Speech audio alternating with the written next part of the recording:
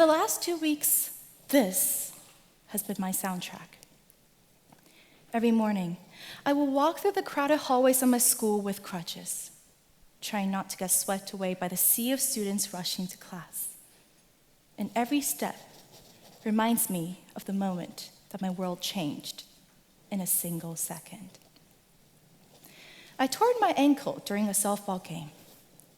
One wrong movement, one sharp twist, then pain.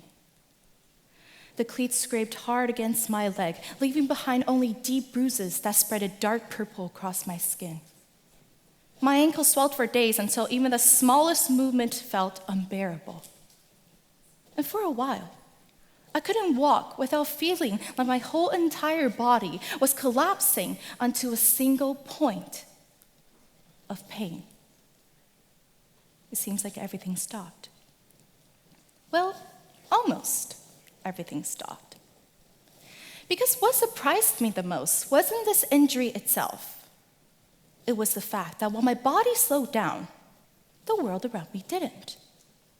The expectations didn't pause. The workload didn't decrease. My computer and my phone still kept lighting up with messages like, finish the slide. Can you do this? Can you do that? Don't forget this assignment. Don't forget that assignment. And make sure this gets submitted tonight. And while I was struggling just to walk to class, I still felt pressured to keep performing as if nothing had ever happened. Hello, everyone. My name is Annie Liu from 10th grade. And honestly, this was not supposed to be the TED Talk I give today. I changed my whole entire script a week before this event. And I thought immediately, oh, this is ruining my plans.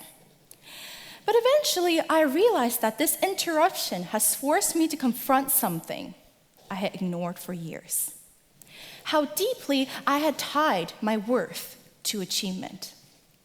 And part of that struggle comes from the fact that I've never experienced this world in a completely ordinary way.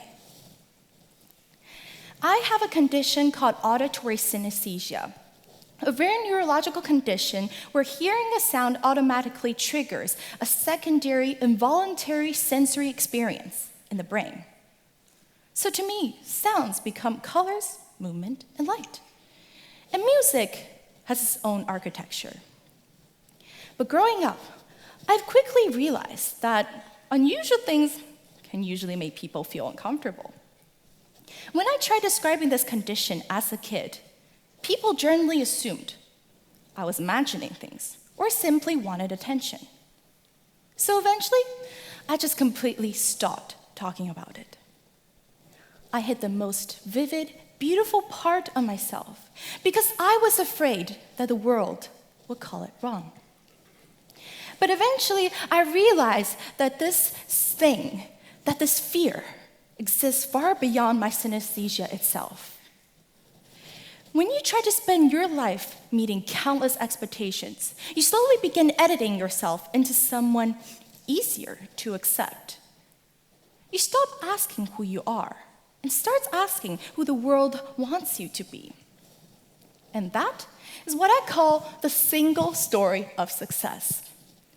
It's a story that tells us that our worth depends entirely on achievement. That if we work hard enough, sacrifice enough, and achieve enough, we will finally become enough. And at school, this story follows us everywhere. It lives in grades, rankings, percentages, deadlines, sports competitions, university acceptances, and countless other expectations. So for students like me in this case, success slowly stops becoming something we pursue and starts becoming something we need in order to feel valuable. And when that happens, even small mistakes can begin to feel catastrophic. I remember nights where I sat in front of my laptop staring at unfinished assignments when my chest felt tight from stress. I remember calculating grades over and over again, convincing myself that one bad score could potentially ruin my entire future. I remember feeling guilty every time I rested, as if slowing down could mean falling behind everyone else. And, ironically, even this time after my injury, my first fear wasn't the condition of my ankle. It was the work I was missing. I worried about deadlines while sitting in the doctor's office. I answered many school emails and messages while icing my leg.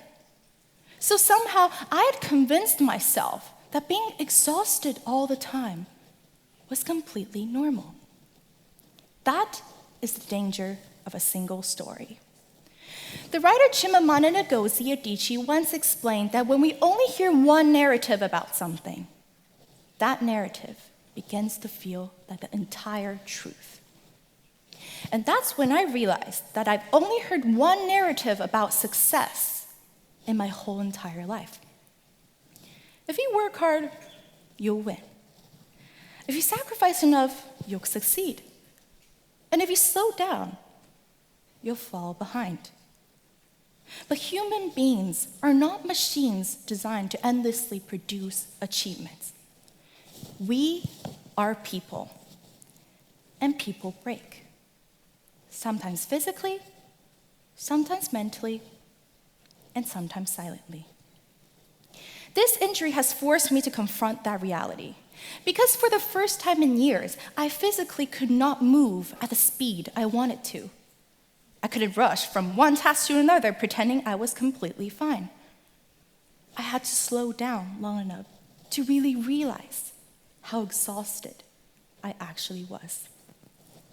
And maybe that's why this injury completely changed my TED Talk. Because standing here on this stage during this long recovery has made me realize how many other students are already walking emotionally through life injured, trying to survive countless other expectations while pretending that they're completely okay. So, I would like to end with this final message today. You are more than a score attached to your name, more than a number, a ranking, or for the rising seniors here today, more than your IB scores or university acceptance letters. Your worth does not begin when the world applauds you. It already exists. So stop reducing your life to a single story.